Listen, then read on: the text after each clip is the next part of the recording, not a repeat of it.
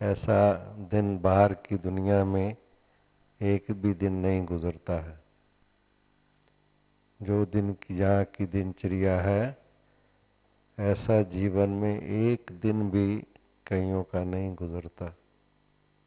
सुबह से लेकर के रात्रि तक स्वाय ज्ञान चर्चा के, ईश्वरीय चिंतन के और कोई चिंता नहीं यहाँ पर। और ये लगातार सतत चलता रहता है इस धरती पर। बहुत से भाई और बहनों के हम अनुभव सुनते हैं, तो जब यहाँ आते हैं तो कई बार वो पूछते हैं कि आज दिन कौन सा है, आज डेट कौन सी है। उनको ये भी भूल जाता है।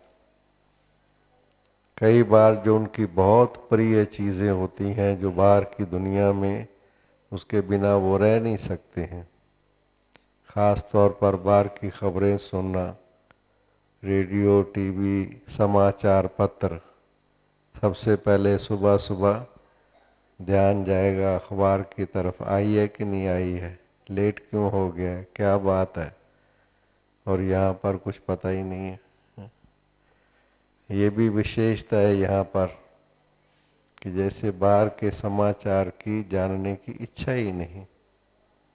और हम भी हंसी में भाई बहनों को कह देते हैं कि आप फिक्र नहीं करना, अगर कोई बहुत बड़ी घटना घट गई तो हम सुना देंगे आपको, आप निसंकल्प रहो। और आप ये भी अनुभव करो कि आपका परिवार, आपका व्यवहार सब पीछे भी ठीक चलता है। भक्ति में भी ये गायन है। बहुत से हमने अनुभव सुने। जब हम छोटे थे तो बहुत सी ऐसी कहानियाँ सुना करते थे कि फलां व्यक्ति ईश्वर की याद में बैठ गया। मैं जब छोटा होता था तो मुझे सुनाया था किसी ने कि एक भगवान की याद में बैठ गया। वो रेलवे स्टेशन में टिकट इकट्ठी करने की ड्यूटी थी। गेट पर खड़े होकर ट्रेन आती है तो टिकट इकट्ठी करते हैं ना बड़े बड़े स्टेशनों में। वो भगवान की याद में बैठ गया, उसको पता ही नहीं लगा। जब उसको उस कॉन्शियसनेस में आया, अरे मैंने तो गया नहीं आज, क्या मेरे ऑफिसर्स कहेंगे। दौड़ता हुआ गया और जाके कहा सर सॉरी मैं लेट हो गया। कहता लेट क्या हो गया, अभी तो आपने टिकटें इकट्ठी की थी यहाँ पर। हम सोचा करते थे कि वो कौन आया जो टिकट इकट्ठी करके चला गया। वो तो वहाँ था, भक्ति में अपने मन मगन था उसका। तो ये चीज़ें हैं जो हमारे विश्वास को दृढ़ करती हैं कि देयर इज समथिंग बियॉन्ड, एक और शक्ति भी है। इसलिए उस शक्ति का जीवन में अनुभव करना, मानना अलग चीज़ है, विश्वास करना अलग चीज़ है, अनुभव करना तीसरी बात है। हर एक चीज़ में फ़र्क है।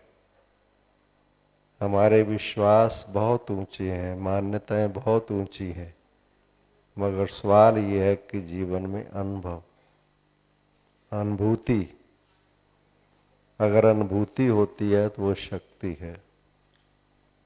विश्वास में दृढ़ता अनुभूति से आती है। तो भक्ति में भी मैंने देखा है कि जो भाई और बहनों का अपने इष्ट में विश्वास होता है, श्रद्धा से शक्ति का काम करता है। इसलिए मैं ये दो चार बातें कह रहा था ताकि भाई बहनें पहुंच जाएं। अब बड़ी स्पीड से आ रहे हैं। मेरा निवेदन है कि जो बहुत पीछे बैठे हैं, थोड़ा सा गुलदस्ता बन जाए आपके आने से। फूल बिखरे हुए लग रहे हैं, आप आगे आएंगे तो बहुत शोभा हो जाएगी, माला में आपकी गिनती आ जाएगी। आप फूल हैं माला के, तो माला के फूल की तरह बैठिए, गुलदस्ते की तरह, बीच में खाली जगह कम हो। क्योंकि हम 10 बजे से ज़्यादा नहीं, 5-7 मिनट ऊपर होगा ज़्यादा से ज़्यादा।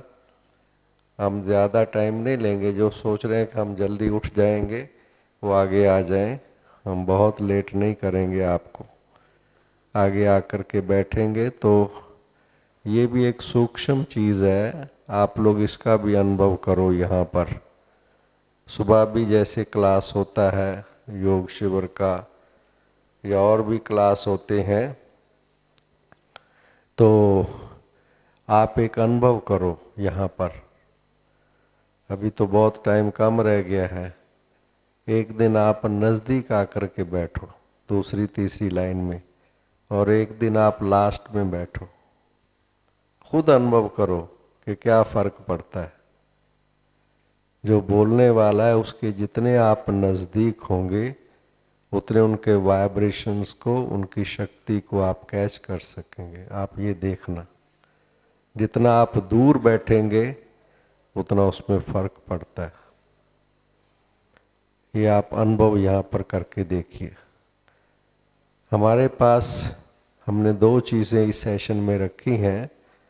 एक हमने ये रखा था कि जिनके कोई प्रश्न हो। भाव हमारा प्रश्न का ये होता है कि कोई चीज़ की क्लैरिटी, कोई बात किसी बहन ने, किसी भाई ने अपने प्रवचन में कही है और वो अच्छी तरह से स्पष्ट किसी को नहीं हुई है, तो वो हमारे से लिख करके पूछे, ताकि कई दफ़ा कोई बात अगर स्पष्ट नहीं होती तो मन में वो फिर थॉट्स घूमता रहता है कि पहली मान्यता कुछ और है, बहन जी ने कुछ, भाई जी ने और बताया है।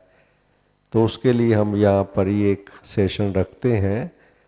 वैसे तो हम ऐसा मानते हैं कि ये कुछ ज्ञान के बिंदु ऐसे हैं, कुछ बिंदु ऐसे हैं जिनकी बहुत गहराई है और उनको टाइम लगता है। इसलिए हर सेशन में मैंने देखा है कि हमारे जो योग्यता विद्वान वक्ता थे, उन्होंने आपको ये प्रेरणा दी है कि आप यहाँ से लौट करके जो वहाँ स्थानीय सेवा केंद्र है जहाँ से आप आए हैं, वहाँ पर कुछ टाइम आप दीजिए। वो भाव हमारा ये है कि बहुत सी ऐसी चीज़ें हैं जो 2 दिन में हम अच्छी तरह से स्पष्ट नहीं कर पाएंगे, हम जानते हैं अच्छी तरह से। इसलिए हम ये निवेदन करते हैं कि आप, और दूसरा आप सबके ध्यान में मैं ये देना चाहूँगा कि कल मॉर्निंग का सेशन, जो वैलिडिक्टी सेशन हम हर वर्ष रखते हैं, वो बहुत इम्पॉर्टेंट सेशन होता है। उसमें बहुत सी ऐसी चीज़ें जो हमें आपके जैसे प्रश्न मिले हैं, कुछ एक तो हम यहाँ भी उत्तर दे देंगे, कुछ एक में हम वैलिडिटी सेशन में वक्ताओं को दे देते हैं। ये हमारा सिस्टम है, ताकि वो जब अपनी बात कहेंगे कल, तो वो आपकी प्रश्न को, आपकी उस चीज़ को ध्यान में रखेंगे। इसलिए कल का सेशन बहुत इम्पॉर्टेंट है। घूमने फिरने जिन्होंने जाना है वो आफ्टर 12 साढ़े 12 हम समाप्त कर देंगे, और ब्रीफ रहेगा सेशन कल का, और उसके बाद पूरा ही दिन आपके लिए रखा हुआ है साइट सीइंग के लिए। इसलिए आप सबसे निवेदन है कि आप इतना दूर से पैसा खर्च करके और टाइम निकाल के परिवार से, कारोबार से आए हैं, तो घूमने के लिए तो बहुत से स्थान होते हैं, आप लोग उसके लिए टाइम भी देंगे आप आफ्टरनून में। मगर मॉर्निंग सेशन में हमारा निवेदन है कि आप, कल बहुत इम्पोर्टेंट सेशन है, God's plan for establishing a divine society. बहुत अच्छी विषय है, ये कल का सेशन चलेगा। तो आज हम इस ढंग से इस सेशन को चलाते हैं, दोनों चीज़ें हम सुनेंगे, कुछ एक के अनुभव भी और आपके प्रश्न हैं उनके उत्तर भी देंगे, दोनों चीज़ें हम चलाएंगे। इसलिए हमने एक माइक यहाँ रखा है, तो जो अपना अनुभव सुनाने के लिए जिन्होंने हमें लिखा है वो यहाँ आएंगे, क्या कि जूता उतारें, ऊपर आएं, फिर बैठें, सुनाएं, उठें, जाएं, तो टाइम लग जाता है। तो उनसे हमारा रिक्वेस्ट है को सामने आकर के 2-3 मिनट में अपना अनुभव सुनाएंगे। हाँ जी, हाँ जी। कौन? बाद में देख लेते हैं, अभी नहीं। हाँ जी, हाँ हाँ, ये लेना सर, हाँ देना। अब सुनील भाई।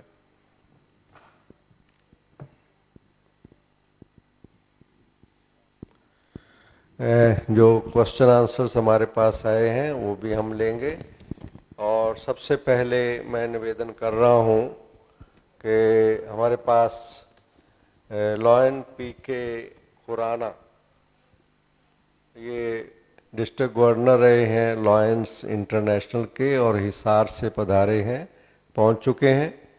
जरा बैठे हैं तो हाथ खड़ा करें। हाँ खुराना जी, प्लीज़ माइक लीजिए और ये अपना अनुभव आपसे शेयर करना चाहेंगे।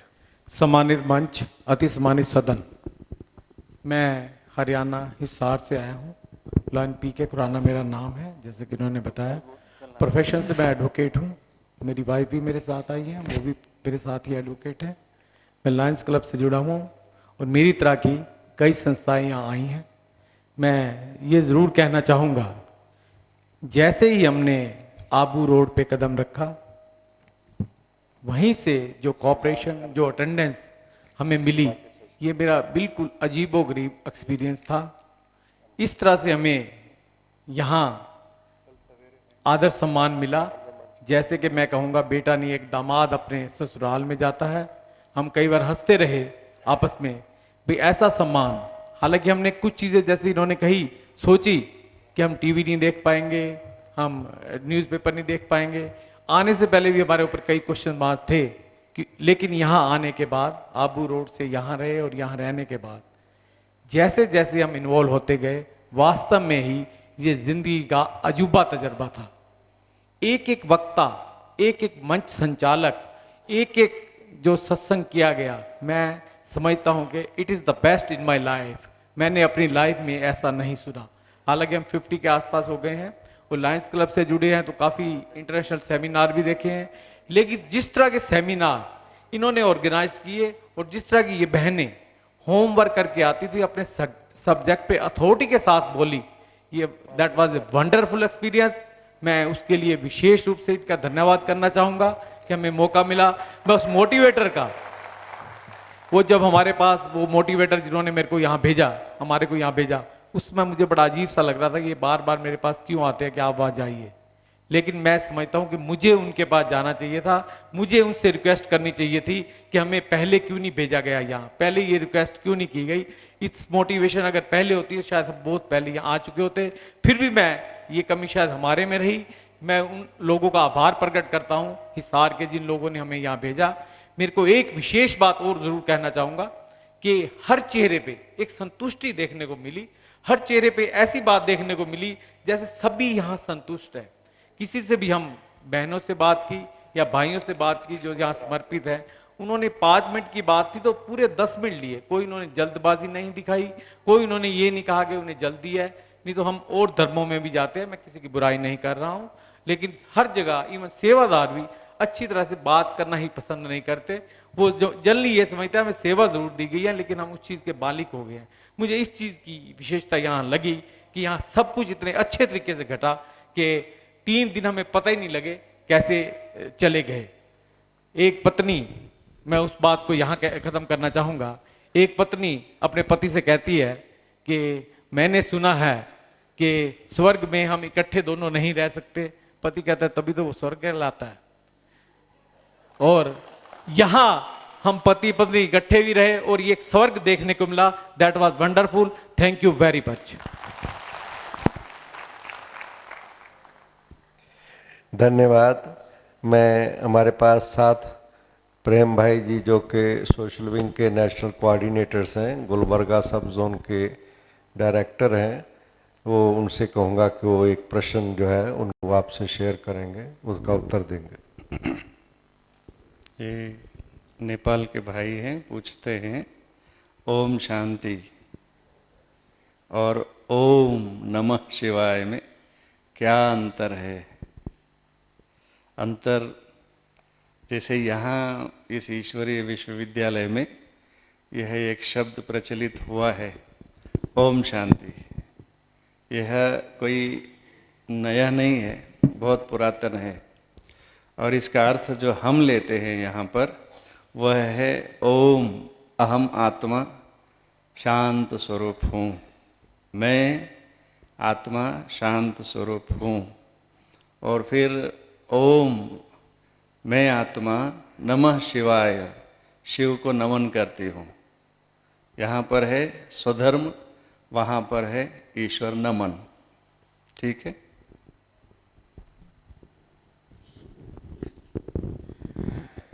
ये बहन हमारे पास हैं, छत्रपुर से आई हैं, बहन आबा श्रीवास्तवा जी। आइए बहन जी, अपना अनुभव 2 मिनट के लिए बताइए।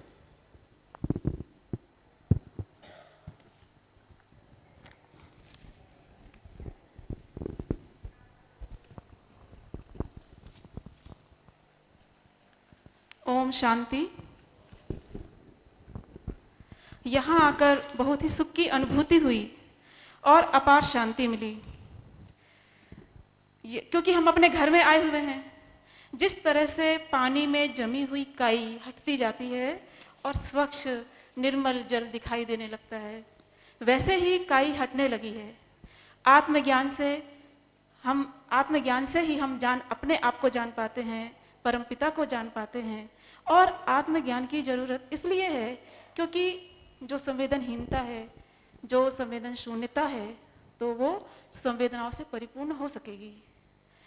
और इसके साथ में तो बहुत से ऐसे यहाँ अनुभव हुए, बहुत इतना अच्छा लगा कि उसका हम लोग वर्णन इतनी जल्दी नहीं कर सकते कि 2-3 मिनट में हम लोग इतना कुछ बता सकें। और प्रकृति का यहाँ जो सम्मान है साथ में, वह तो अद्भुत है।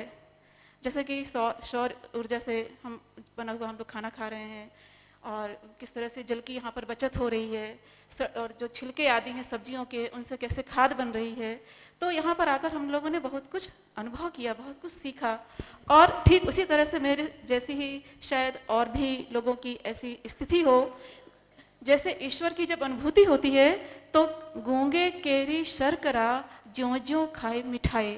गूंगा व्यक्ति जब गुड़ या शक्कर खाता है तो उसकी वह अनुभूति तो करता है मिठास की, लेकिन उस मिठास का अनुभव नहीं कर पाता है। वैसे ही हमें यह मिठाई बहुत मीठी लगी, बहुत मीठी लगी, बहुत मीठी लगी। धन्यवाद। अभी एक प्रश्न है, उसका उत्तर।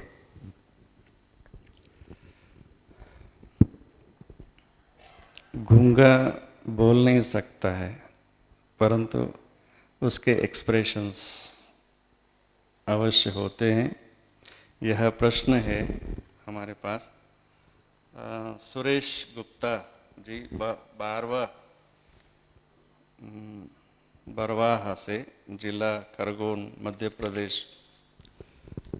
मैं पहले ही इस बात का निवेदन कर चुका था कि हम प्रजापिता ब्रह्मा कुमारी ईश्वरीय विश्वविद्यालय के भाई बहने जिस लक्ष्य को लेकर के चले हैं, उसमें यदि कोई सहयोगी बनना चाहता है तो हर हालत में हम उनके साथ हैं। यह जो समाज सेवा प्रभाग है ही उस एक कार्य के लिए, क्योंकि हमने कहा था कि हम सीधे ही जैसे अन्य समाज सेवी संस्थाएं जैसे इन्होंने जिक्र किया है, लायंस, रोटरी, जेसीस एंड जेंट्स, ये लोग सीधे ही सेवा में जुट जाते हैं। जैसे आरएसएस है और भी कई संघ सेवा संस्थाएं हैं। आज हम ये चाहते हैं इस प्रभाग के माध्यम से उनसे, आपको यहाँ बुलाया भी इसलिए गया था कि मानव मात्र को हमने जो समझ रखा है कि उसकी बेसिक नीड्स जो हैं वो रोटी, कपड़ा और मकान है, उसे किसी तरह से देना चाहिए। अच्छा है, पर उसके साथ साथ हम ये भी चाहते हैं कि यह कार्य यदि आप संस्थाएं वाले करें तो और भी सोने में सुहागा होगा। और हमारी सदिच्छा है कि हम आपके साथ मिल कर के यह कार्य करें। हम आपके साथ हैं। धन्यवाद।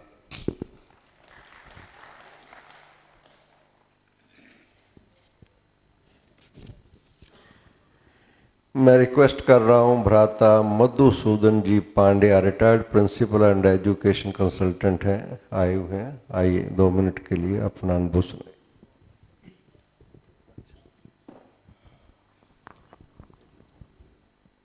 All the respected and revered distinguished personalities and brothers and sisters, I am going to quote few experiences which are unique, fantastic, and I had never before. I had attended some seminars of in the regional level, at the regional level, but actually the ideas were not so clear, which have been made so clear now. Meditation, it was an experience of the rare spiritual splendor beyond the sense organs, in which man is fully absorbed and becomes one with divinity.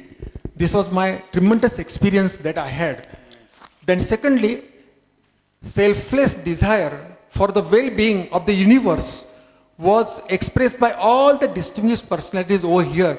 It is a unique feature all the time, because when somebody thinks of the unity of the world, happiness of the world, then it is a unique feature, and it is seen here only and at this place only. It is not less than heaven. Then secondly, I would like to make one suggestion, that because the persons from different social organizations, representatives have come over here, I would like to request you to spare more time for the interaction and their own suggestions, their own experiences, their own difficulties. So much more time should be allotted to this to actually we have brotherly relations with those people actually, because there was no interaction, because we are staying at the different places and whole day we are busy. So वो करें तो बहुत अच्छा होगा, और 3-4 दिन का है तो 5 और 6 दिन का करें तो भी वांधा नहीं है, हमको तो प्रॉब्लम नहीं होगा.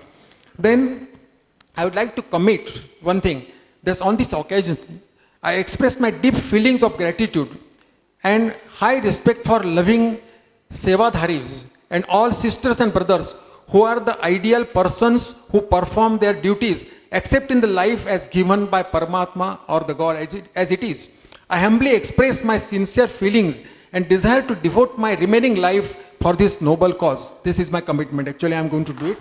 Though I am at the age of 70, I am still strong enough to do this. And Thank you. therefore, one more actually there, that there are 2 ways of spreading light.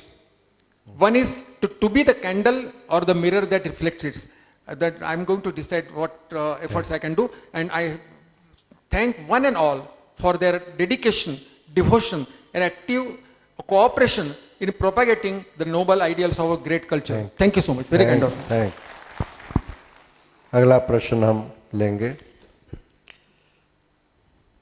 ये प्रश्न कोई आत्मा पूछ रही है. आजकल आत्मा ऐसा शब्द, आत्मा बिना शरीर के पूछती नहीं है, पर उन्होंने बिना नाम दिया. एक आत्मा परिवर्तन के लिए पर्याप्त है, लेकिन आपके यहाँ हजारों आत्माएं हैं जो ज्ञान मार्ग में चल रही हैं. इसके बाद भी परिवर्तन क्यों नहीं हो रहा है, यह हमें बताइए. फिर प्रश्न पूछने के लिए माफ़ी भी इन्होंने मांगी है. अब उत्तर दे या ना दे. परिवर्तन नहीं हो रहा है ये आप कह रहे हैं. हम ये मान करके चल रहे हैं कि परिवर्तन हो रहा है, और उसका सबसे बड़ा सबूत यह है कि आप यहाँ आ गए.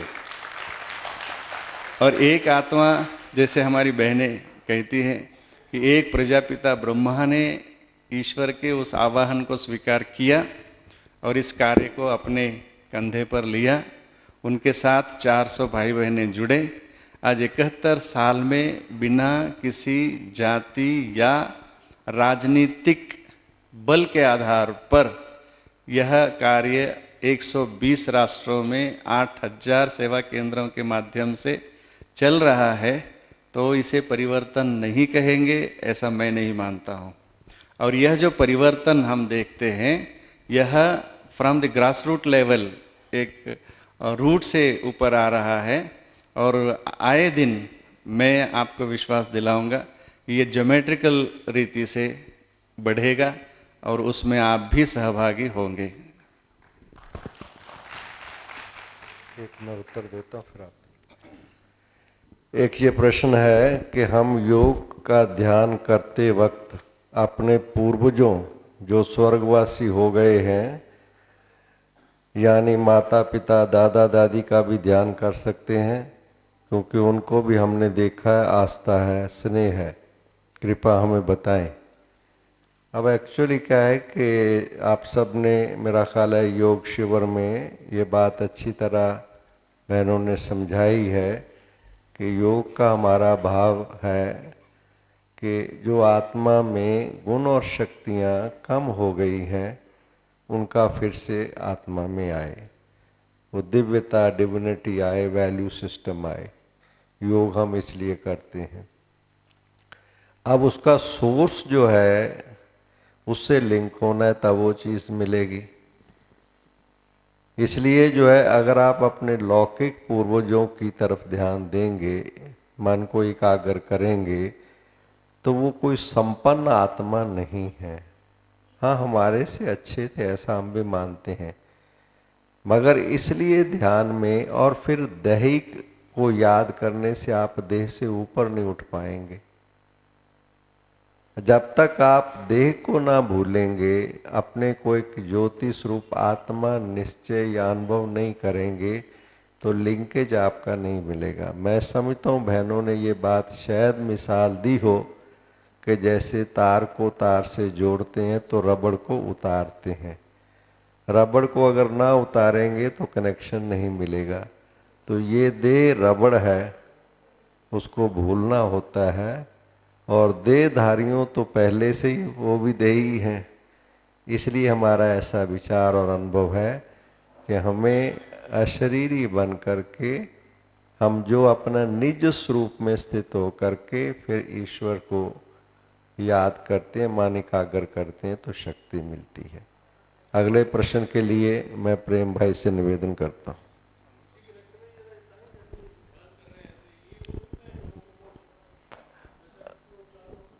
नहीं, ऐसा है कि हाँ मैं बताता हूँ, वो आपको और भी कल मॉर्निंग सेशन में क्लियर होने वाला है। मेडिटेशन सेशन में योग की विधि पर और क्लैरिटी कल मिलेगी।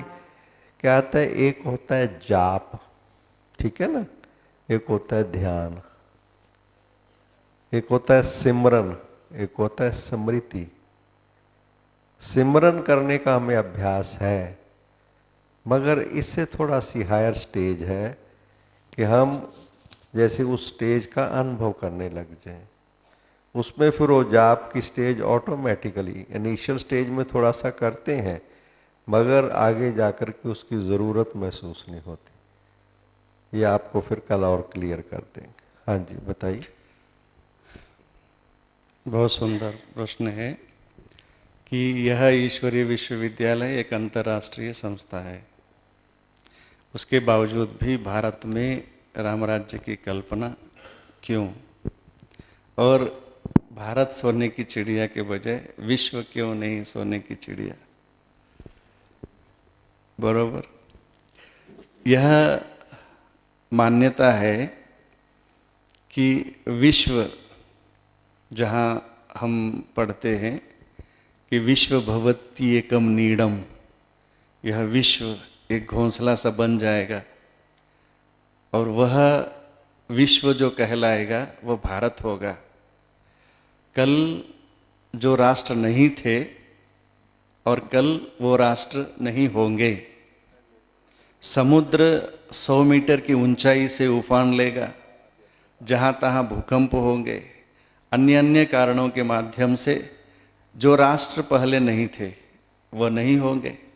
और जो होगा, एक माना जाता है जम्बू द्वीपे भरतखंडे, एक सारा विश्व एक द्वीप होगा, उसमें भरतखंड होगा और इस भारतवर्ष में ही सारा विश्व समाएगा।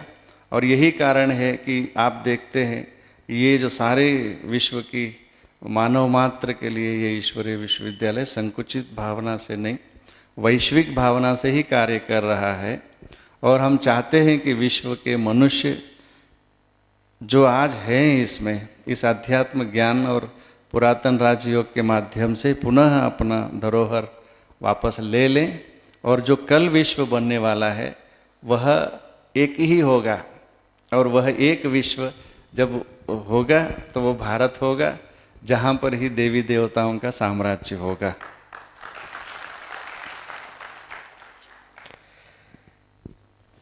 अभी हम एक अनुभव भी सुन लेते हैं। बहन पूजा दीक्षित जी अहमदनगर महाराष्ट्र से 2 मिनट के लिए अपना अनुभव सुनाना चाहती हैं। बैठी हैं यहाँ पर पूजा दीक्षित, आ रही हैं शायद पीछे। आइए बहन जी।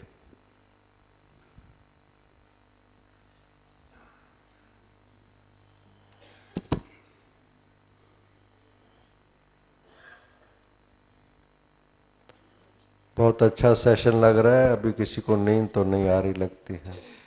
बहुत अच्छा है, सब लोग बहुत अलर्ट हैं, एक्टिव हैं। दिव्यता, आशा और प्रसन्नता के इस विंग में हमें इन 2 दिनों में इतना कुछ सीखने को मिला है। राजयोग व मेडिटेशन का अनुभव तो हमें ईश्वर का साक्षात्कार कराता है। ईश्वर क्या है, ईश्वर कैसा है और ईश्वर कब मिलता है, इसका जीवंत अनुभव हमने इन 2 दिनों में किया है। प्रजापिता ब्रह्मा जी के द्वारा निर्मित इस शांतिवन तथा ज्ञान सागर में इतना अपनापन मिला कि लगा जैसे इसके पहले भी हम अपने इन भाइयों व बहनों से मिल चुके हैं। ब्रह्मा कुमार व कुमारियों के इस मेरे परिवार को मेरा शतश नमन है।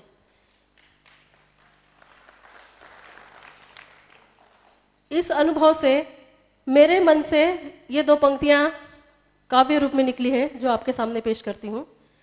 क्यों कर जाऊं मैं मंदिर में, क्यों कर जाऊं मैं मंदिर में, मेरे तो मन ही में राम। क्यों कर जाऊं मैं मंदिर में, मेरे तो मन ही में राम। निर्मल मन से दुनिया देखो, निर्मल मन से दुनिया देखो, बस फिर पाओ राम ही राम। निर्मल मन से दुनिया देखो, बस फिर पाओ राम ही राम। रटे वाल्मीकि मरा मरा, रटे वाल्मीकि मरा मरा, पर उनका भी उद्धार किया। भजकर तुम्हें तुलसी ने जन को, भजकर तुम्हें तुलसी ने जन को, रामायण सदग्रंथ दिया। तीनों है प्रभु एक रूप ये, तीनों है प्रभु एक रूप ये, राम श्याम विष्णु भगवान। क्यों कर जाऊं मैं मंदिर में, मेरे तो मन ही में राम। वृद्ध रंक भूखा ही प्रभु है, वृद्ध रंक भूखा ही प्रभु है, भगवान नहीं कोई दूजा। वृद्ध रंक भूखा ही प्रभु है, भगवान नहीं कोई दूजा। गर इनका अपमान किया, गर इनका अपमान किया, बेकार गए सब तीर्थ धाम। क्यों कर जाऊं मैं मंदिर में, मेरे तो मन ही में राम। ओम शांति। धन्यवाद। प्लीज नहीं, ऐसा नहीं, नो नो प्लीज। मैंने और भी ये ना ऐसे फिर वो हो जाएगा ना। कोई जो काम है वो थोड़ा कर लीजिए, फिर हम करेंगे और शेयर करेंगे, ठीक है। प्रश्न रह जाएंगे लोगों के, ठीक है, प्लीज। जीवन के लिए जीविका जरूरी है, तो जीवन क्या है, ये प्रश्न पूछते हैं दिनेश शुक्ला जी, रायबरेली से, उत्तर प्रदेश। मैं समझता हूँ जीविका का अर्थ आप जॉब से लेते होंगे, ऐसा मैं मानता हूँ।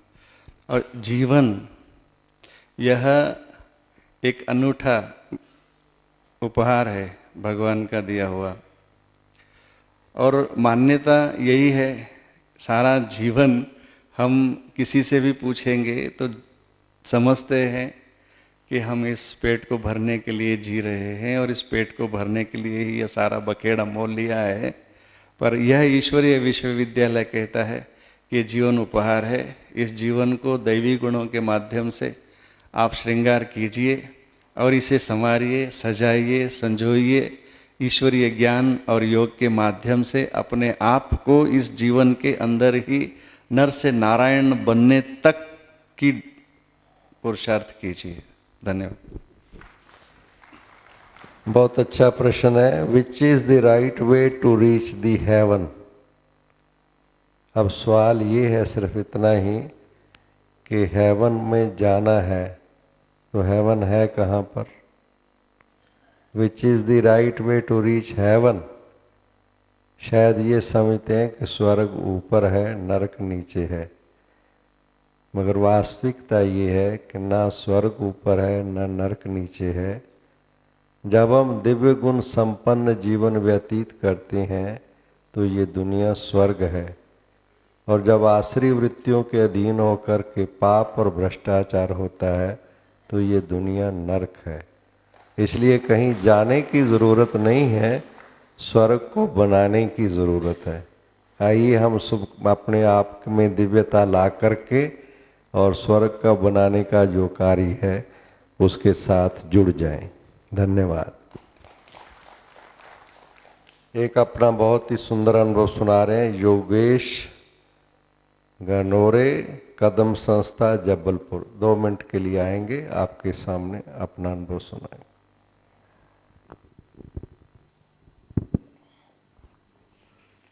नमस्कार, बहुत अच्छा लगा यहाँ पर। खासकर विषय बहुत गंभीर थे, मगर जिस सहज और सरल तरीके से आप लोगों ने समझाया यकीनन सराहनीय है। और जहाँ तक मेरा सोचना है कि सत्य को इसी तरह से सहज और सरल तरीके से ही कहा जा सकता है। इसके लिए हम सब जबलपुर से जो लोग आए कदम संस्था से, आप सबके आभारी हैं।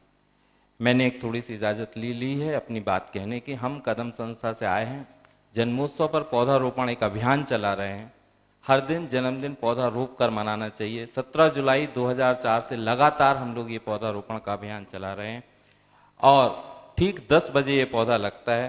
आज 1087वां पौधा रोपा गया और वो हमने यहाँ पर भी रोपा है पौधा, हमारे जबलपुर शहर में भी रोपा गया है पौधा, और गाडरवारा, नरसिंहपुर, दमोह, सागर आदि जगह पर भी पौधा रोपा जाता है।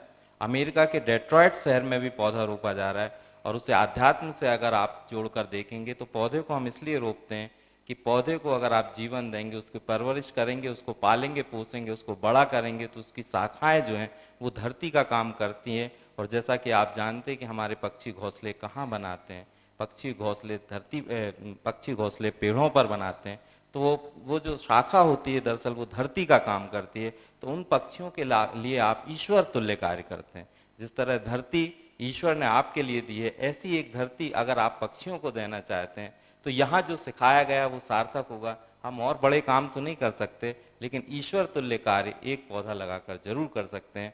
मेरा विनम्र निवेदन है कि आप सब अपना अपना जन्मदिन पौधा रोप कर मनाएं। इस सिलसिले में मैं आप सबका आभारी हूँ, आपने मुझे ये इजाज़त दी। मैं एक बार तालियां आपसे इसलिए बजवाना चाहूँगा कि शायद नेपाल से आए लोग हमारे बीच में मौजूद हैं, जिन्होंने मुझसे, वो खड़े हो जाएं, उन्होंने मुझसे प्रॉमिस किया है कि हम नेपाल में भी इस कार्यक्रम को शुरू करने जा रहे हैं। तो ये माउंट आबू से एक सफलता है। बहुत बहुत धन्यवाद। धन्यवाद। एक प्रश्न और हम ले रहे हैं, 5-7 मिनट और हम कार्यक्रम चलाएंगे। मेरी आयु 68 वर्ष की है, अच्छी पेंशन है, बच्चे सेटल्ड हैं, मैं कंसल्टेशन का काम करता हूँ। इसमें मुझे कुछ कमाई हो जाती है, परंतु यह बहुत मेहनत का काम है और मुझे इससे बहुत खुश हूँ। आप अपने फील्ड में, मेरा नाम है, मेरे लिए क्या अच्छा है, आपके लिए यही अच्छा है, क्योंकि इसमें आप खुश हैं, आपकी कमाई होती है। और अच्छा यह भी है, इसके साथ साथ जो कंसल्टेशन आप फिजिकल रीति से करते हैं, आप आगे चल करके थोड़ा सा स्पिरिचुअल कंसल्टेशन भी करें, ताकि शरीर के साथ साथ आत्मा भी संपन्न बने। अपना काम करता रहूं तथा 20-30 मिनट परमात्मा को याद करूं, ऐसा मैं आजकल कर रहा हूं। या परमेश्वर की तरफ ज़्यादा ध्यान दूं। परमेश्वर ये हैं engineer R K. Agarwal, architect, ER माना engineer, R K. Agarwal, Jalandhar city से इन्होंने पूछा है। ये अच्छा है जो कंसल्टेशन का कार्य आप कर रहे हैं, आप स्वयं कह रहे हैं कि मैं इससे खुश हूँ, तो बहुत अच्छा है। दूसरी बात यह है कि सिर्फ ईश्वर का ही ध्यान सारा दिन कोई कर नहीं सकता है, ये निश्चित है। हम जो यहाँ ईश्वरीय कार्य कर रहे हैं, हम इस मेहनत में हैं कि ये बाबा की याद भी करें, साथ ही साथ अनेक आत्माओं को बाबा की याद भी दिलाएं। और आपकी उम्र हमारे से बहुत बहुत अच्छी है, और इस उम्र में जो आप बोलेंगे लोग कहेंगे कि एक अनुभवी आत्मा बोल रही है। इसीलिए ईश्वर का ध्यान ही करें, परंतु ध्यान करने के साथ साथ अन्यों को भी ध्यान करने के लिए प्रचोदित करें, तो और ही अच्छा है।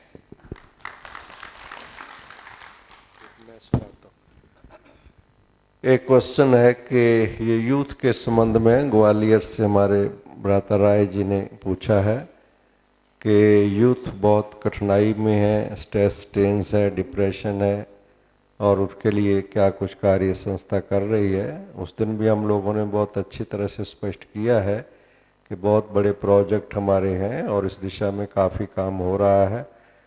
और स्कूलों में, कॉलेजेस में अभी एक टच द लाइट नया प्रोग्राम जो कि बहुत यंग आयु के, छोटी आयु के बच्चे हैं, उनको भी हम लोग नियमित रूप से उनके पास जाने का एक प्रोग्राम है स्कूलों में। जो स्कूल हमें कोऑपरेशन देंगे उनको हम लिख रहे हैं और ये बहुत ऑल इंडिया लेवल का प्रोजेक्ट है। हमारा आपसे इतना ही निवेदन है, आप लोग बहुत संस्थाओं से जुड़े हुए लोग बैठे हुए हैं, भाई और बहनें, बुजुर्ग हैं।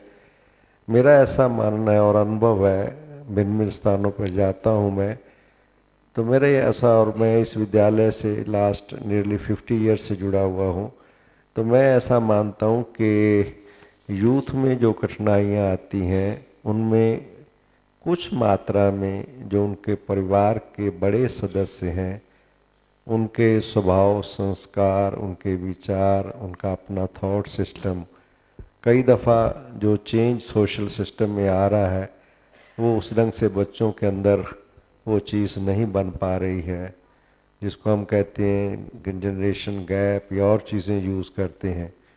इसलिए हमारा नम्र निवेदन ये है कि जो हमारे एल्डर्स हैं ख़ास तौर पर, वो भी अपने दृष्टिकोण के अंदर कुछ ऐसा परिवर्तन करें। जहाँ कुछ कठिनाई अनुभव होती है परिवार में, यूथ में, उनकी डील करने में, तो वहाँ कुछ ऐसा सिस्टम ज़रूर बनाया जाए। दूसरा मेरा ऐसा विश्वास है जो इस विद्यालय के साथ इतने वर्षों से जुड़ने का, कि जिन माँ बाप ने अपने बच्चों को थोड़ा अर्ली एज में स्पिरिचुअलिटी का एक्सपोजर दिया है, उनको ईश्वर से जोड़ा है, जहाँ उनकी स्टडी का ध्यान रखा है, जहाँ उनकी और चीज़ों की तरफ ध्यान रखा है, वहाँ उनके संस्कारों को भी डिविनाइज करने की ओर ध्यान रखा है, तो इस बहुत बड़ी ये रिज़ल्ट है। वो बच्चे आगे चल कर के बहुत अच्छा काम करते हैं समाज के अंदर, अपने लिए तो क्या वो प्रॉब्लम होंगे या परिवार के लिए, बल्कि दूसरे की प्रॉब्लम भी हल करते हैं। ऐसे यूथ इस विद्यालय में आपने देखा होगा, बहुत यंग एज की छोटी छोटी बहनें समाज में नई दिशा लाने के लिए कार्य कर रही हैं, यंग एज में भाई भी हैं। तो इसलिए हमारा ये कर्तव्य है कि हम अपने परिवार से आरंभ करें और यूथ को स्पिरिचुअलिटी की एक्सपोजर देवें। This is the only way, मेरा ऐसा अनुभव है। धन्यवाद। यहाँ एक प्रश्न है कि शराबबंदी, ये प्रश्न पूछते हैं BR रवेड़ा जी होंगे, मैं समझता हूँ, नई दिल्ली से। तो पूछते हैं शराबबंदी क्यों नहीं हो रही है। शराबबंदी गुजरात सरकार गुजरात में करती है तो आने वाले माउंट आबू में पीते हैं आकर के, ये हाल हमारी है। और हमारी दादी जी ने एक बार भारत के वित्त मंत्री उस समय थे चौहान जी, उनसे पूछा कि ये क्यों नहीं भैया आप बंद करते, तो कहते हैं कि ये शराब और सिगरेट दो ऐसी चीज़ें हैं, तो टोबैको, जो भारत सरकार का टोटल रेवेन्यू कलेक्ट करती है, इसीलिए ये इंडस्ट्री बंद होना मुश्किल है। होगी तो हमारी सरकार ही ठप होगी। और दूसरी बात यह भी है कि हम उसे बंद करने के ऐसे आह्वान के बजाय जो ये ईश्वरीय कार्य करता है, मेरा ये व्यक्तिगत अनुभव है कि हम जहाँ जाते हैं हम कहते हैं, कई साधु संत स्वामी महंतों से भी, भाई ये जो बैड्ज पहना हुआ व्यक्ति है, हमारा दावा है ऐसा कि ये ऐसा ब्रह्मा कुमारी ईश्वरीय विश्वविद्यालय का भाई या बहन ऐसा बैड्ज पहना हुआ है, न तो ये कभी टोबैको का सेवन करेगा किसी भी प्रकार से, और न ही शराब लेगा। ऐसा अन्य संघ संस्थाएं भी अपने अपने मेंबर्स को, जो आज इंटरनेशनल लेवल पर कई संस्थाएं, जैसे यहाँ पर आप बैठे हुए हैं, उनके सदस्य कई, ऐसा कोई कार्य ठोस उठाएं कदम कि इस संस्था का मेंबर जो बनेगा वो शराब नहीं पिएगा या ऐसा नहीं करेगा, तब जाकर के यह कार्य सिद्ध हो सकता है। और अदरवाइज फिर तो ईश्वर ही कोई धक्का देगा, उसके माध्यम से ये शराब छूटेगी। किसी बहन ने लिखा है कि बहुत कोशिश करने के बाद भी हम जब ध्यान में बैठते हैं तो मन की एकाग्रता नहीं आती है। ये एक बहन की कठिनाई नहीं है, हमारे पास बहुत से भाई और बहनें इनिशियल स्टेज में ऐसा अनुभव करते हैं। एक्चुअली क्या है कि बहुत करके मन को एकाग्र करने के लिए हम किसी जाप का, किसी मंत्र का या किसी का सहारा लेते हैं। ये विद्यालय कहता है कि इसके अलावा मन की जो स्वाभाविक प्रक्रिया है उसको आप समझने की कोशिश कीजिए।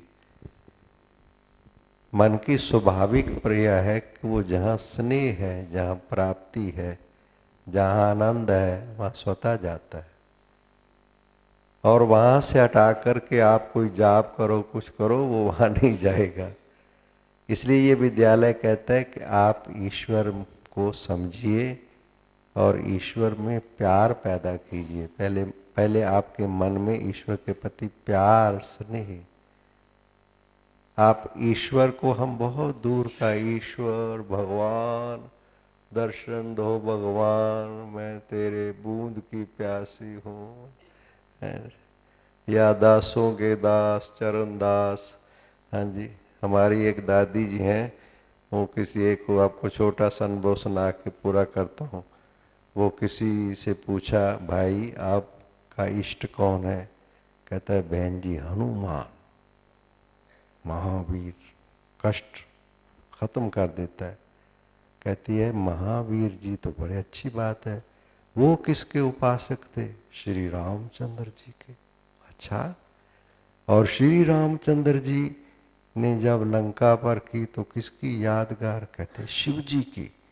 शिव जो है वो राम से भी बड़े हैं। तो कहते हैं कि आप डायरेक्ट शिव जी को मन एकाग्र करो। अब बहन जी बड़ा मुश्किल है, अफसर से मिलना होता है तो जरा लोअर स्टाफ से शुरू किया जाता है। कि तो कहा, वो ईश्वर है कौन आपका? एक जज का बेटा स्कूल से आएगा, जज अंदर बैठा हुआ है, तो रास्ते में जो भी होंगे उनको कहेगा जज से मिलना है। उनका व्याप है, वो अपने आप हट जाएंगे कि ये जज का बेटा आ रहा है।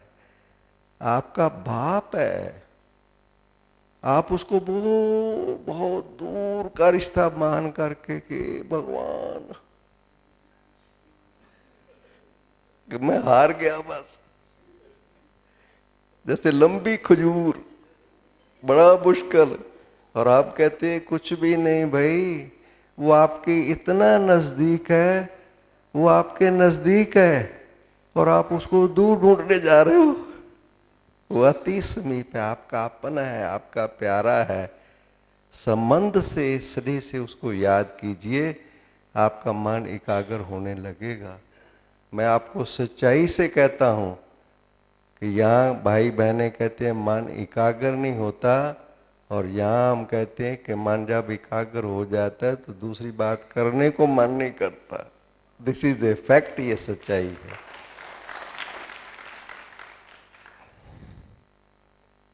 अच्छा, ओनली लास्ट, ये नितिन गोल भाई हैं, हम इनका अनुभव 2 मिनट सुनेंगे और फिर ईश्वर पिता की याद में बैठ के मैं क्षमा चाहूँगा। जिनके प्रश्न रह गए मैं उनका उत्तर मॉर्निंग सेशंस में वक्ताओं को आपके प्रश्न दे दिए जाएंगे और वो अपने प्रवचनों में ज़रूर देंगे।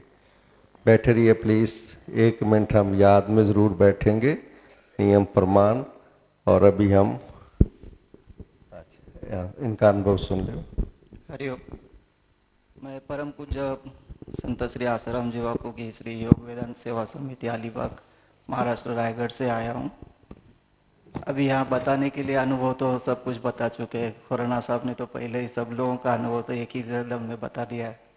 फिर भी जाते जाते ये कहूँगा कि हमारे गुरुदेव हर टाइम पे सत्संग में कहते हैं, वो बहुत बड़े बड़भागी है जिनको संदेश आ जाता है, उन्हीं को बुलाया जाता है, उन्हीं को बिठाया जाता है और उन्हीं को सुनाया जाता है। तो वो सत्संग यहाँ पे आज सबको मिला है। और इसके आगे मैं जाके ये कहूँगा कि ये जो हमारी समाज सेविका की जो विंग है, तो उसमें और आगे जाके ऐसे कहूँगा कि इन लोगों को जो समाज सेवक है, उन लोगों का ऐसा मौका जब भी मिले तब, जबकि जो यहाँ पे राजयोग की शिक्षा जिन्होंने ली है उन्हीं को मौका जल्दी से जल्दी मिल जाए। बस। ओम शांति। हम सब 2 दिन से इस सुरम्य वातावरण के बीच ये कॉन्फ्रेंस सेमिनार कम रिट्रीट का अनुभव कर रहे हैं। इसके पीछे इसकी जो रचना है, इसके लिए जो मेहनत है, आप सब जानते हैं। परमात्मा का कार्य है और वो परमात्मा कराता है, लेकिन कोई न कोई उसके लिए निमित्त बनते हैं। समाज सेवा प्रभाग के राष्ट्रीय उपाध्यक्ष हमारे अमीरचंद भाई जी हैं। भ्राता जी के तो आप वाणी से ही समझ चुके हैं कि आप में कितनी नम्रता और दिव्यता है, और समाज के प्रति सदैव उनकी ये भावना बनी रहती है कि एक एक मनुष्य आत्मा ईश्वर पिता से पवित्रता, सुख, शांति का वर्षा हासिल करे। और इस लक्ष्य को लेकर के वे हर वर्ष यहाँ पर ज्ञान सरोवर में और शांतिवन में इस प्रकार के कार्यक्रमों का आयोजन करते हैं। आप अति व्यस्त रहते हैं। चंडीगढ़, पंजाब, उत्तरांचल और हरियाणा आदि जहाँ पर ब्रह्मा कुमारी सेवा केंद्र है, उसके आप डायरेक्टर के रूप में कार्यरत है। आप देख रहे हैं, इतनी सेवाएं करते हुए भाई साहब सदैव हल्के रहते हैं और सभी को खुशी प्रदान करते हैं। तो छत्रपुर से लायंस क्लब का एक ग्रुप आया है, महेंद्र अग्रवाल जी, जिन्हीं के मन में इच्छा जागृत हुई कि हम भ्राता मीरचंद जी का सम्मान करेंगे। तो मैं उनसे निवेदन करती हूँ कि आप मंच पर आए और भ्राता जी का शॉल पहनाकर, गुलदस्ता देकर के स्वागत करेंगे, सम्मान करेंगे। आप सब तालियों के साथ सम्मान में सम्मिलित हैं। साथ साथ समाज सेवा प्रभाग के राष्ट्रीय संयोजक प्रेम भाई जी गुलबर्गा से है। आप कर्नाटक गुलबर्गा के सब जोन इंचार्ज के रूप में कार्यरत है। आप भी व्यस्त होते हैं, लेकिन परमात्मा पिता ने दी हुई जिम्मेवारी को इस तरह से निभाते हुए इस प्रोग्राम को भ्राता जी की शक्तियों से और प्रेम भाई के अपनी अथक मेहनत से ये सफल आयोजन रहा है। उनका भी गुलदस्ता दे करके सम्मान करते हैं।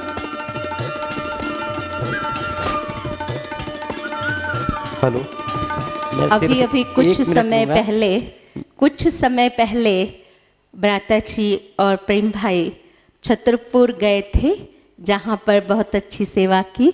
अब मैं महेंद्र भाई से अनुरोध करती हूँ कि वे अपने 2 शब्द सुनाएं। धन्यवाद। सम्मानीय मंच, उपस्थित सदन, समस्त बीके परिवार, हम लोग छतरपुर से लायंस क्लब एवं लायंस क्लब की ओर से आए हुए हैं, और हम लोगों को प्रथम बार ये सौभाग्य मिला है कि हम लोग यहाँ माउंट आबू में ज्ञान सरोवर में यहाँ पर आए हुए हैं।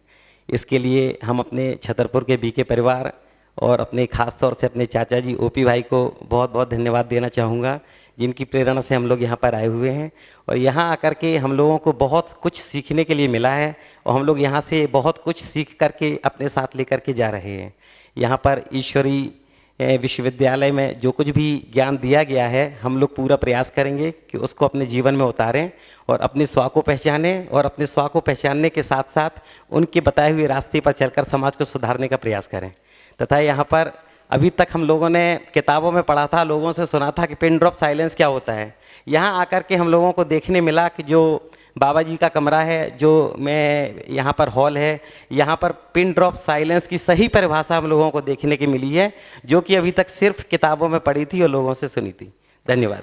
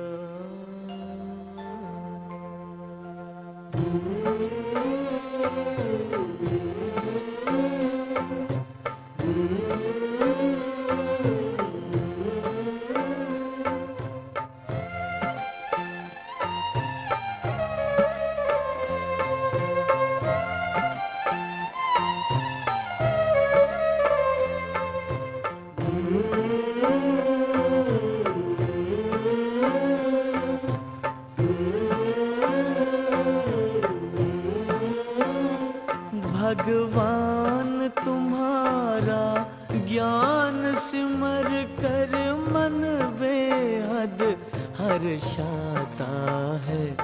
आनंद मगन आत्म पंछी, आनंद मगन आत्म पंछी अंबर में कहीं खो जाता है।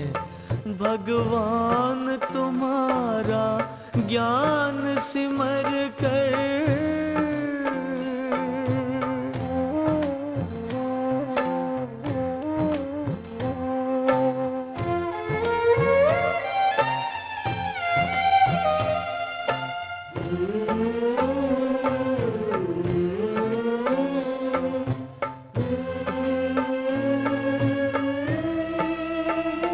ये परम ज्ञान